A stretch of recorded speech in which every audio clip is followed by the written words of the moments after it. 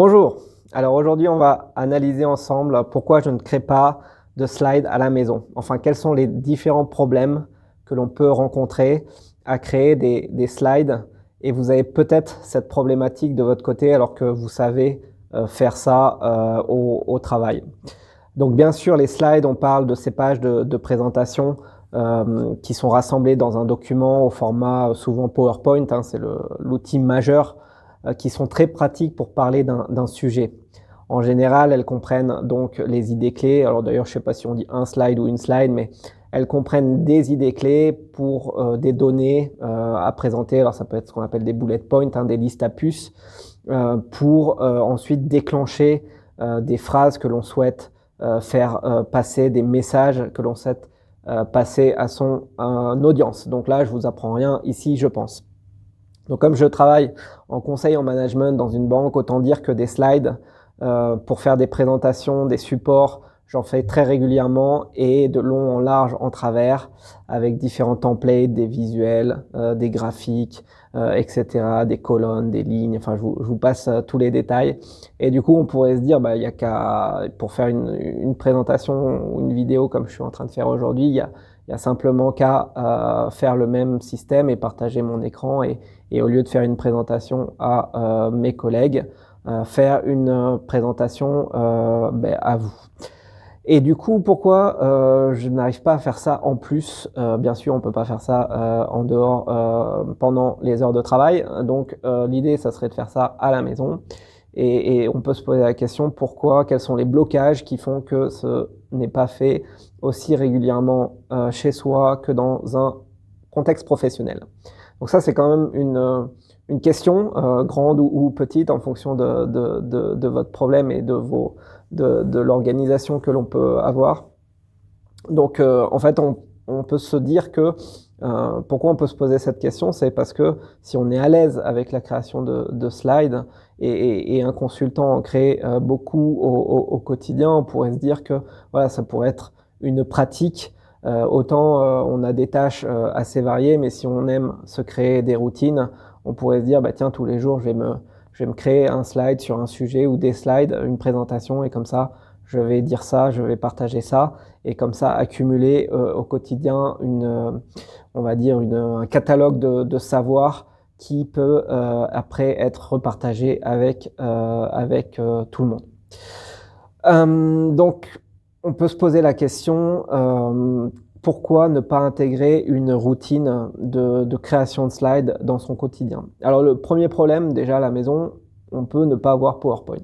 Bon, ça, à la limite, c'est pas très important, même si les outils souvent se bloquent à cause de ça. C'est pas forcément une excuse, il y a des solutions alternatives, Google Slides, LibreOffice, et éventuellement Canva, dont j'ai entendu parler, mais il faut que je teste plus en détail. Ensuite, le deuxième point qu'on peut se dire, c'est que je n'ai pas de template. En effet, dans une grande société, on peut avoir un service de communication ou un service de gestion de projet interne qui va travailler sur différents templates, des RACI, des Gantt, etc., des roadmaps. Alors pardon, j'ai des termes techniques plutôt en anglais. Et donc du coup, quand on part from scratch, de rien à la maison, c'est déjà un peu plus compliqué. Maintenant, il y a des sites, un en particulier qui s'appelle Slides Carnival, qui permet de récupérer des templates sur Google Slides d'une manière gratuite. Ces templates sont plus ou moins artistiques ou corporate, enfin professionnels. Donc c'est vraiment quelque chose que je vous invite à aller voir pour voir si ça pourrait vous convenir. Ensuite, quelles pourraient être les autres raisons? Autant pour faire des slides, ça peut être rapide quand on se lance. Une fois qu'on est déjà posé dans le sujet, encore une fois, hein, les listes à puces, il suffit de mettre un titre et puis on a le contenu. Encore faut-il se poser devant un ordinateur. Et dans la semaine, en général, on va utiliser le PC professionnel, donc là, ce n'est pas possible. Ou alors il faut jongler avec un PC perso, mais bon, on va pas faire du trading. Tout le monde ne fait pas ça d'une manière assez facile. Donc du coup, puis en plus en termes d'éthique, en termes de concentration, ça pose tout un tas de problèmes, de posture, etc., etc. Donc Donc c'est pas forcément la solution à recommander. Et pour ce qui est du week-end, eh ben forcément, quand on vient de passer la semaine devant un PC, on n'a pas forcément l'énergie de faire cela, en plus avec une famille en bas âge, donc ça peut être compliqué. Donc voilà, en gros, les raisons principales qui font que c'est pas forcément évident, même si on a les compétences pour le faire, de faire des slides en dehors des horaires du travail. Maintenant, se plaindre, c'est bien, il faut encore trouver des solutions.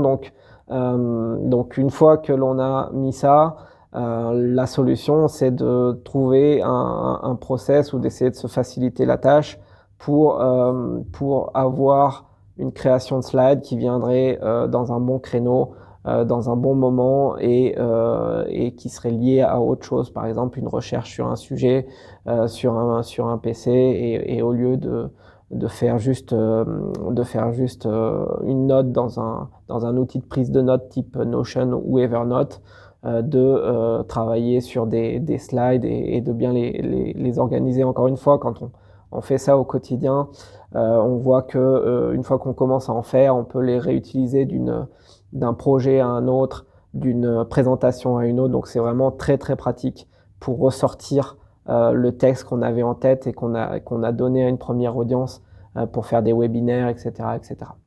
Donc voilà une petite réflexion du jour sur la création de slides.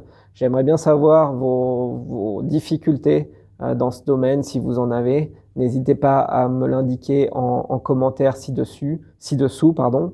Merci de m'avoir suivi en tout cas et je vous dis à bientôt pour un prochain contenu. Bonne journée.